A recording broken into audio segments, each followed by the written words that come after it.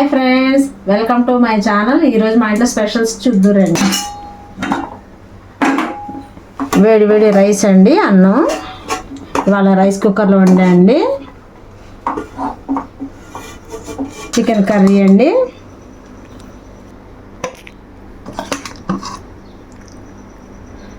సొరకాయ పులుసు అండి.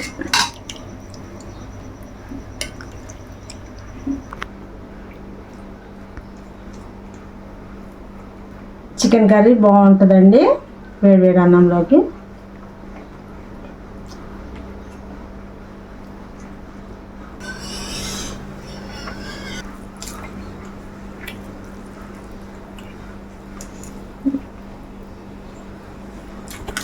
సొరకాయ పులుసు చాలా బాగుందండి, టేస్టీగా ఉంది.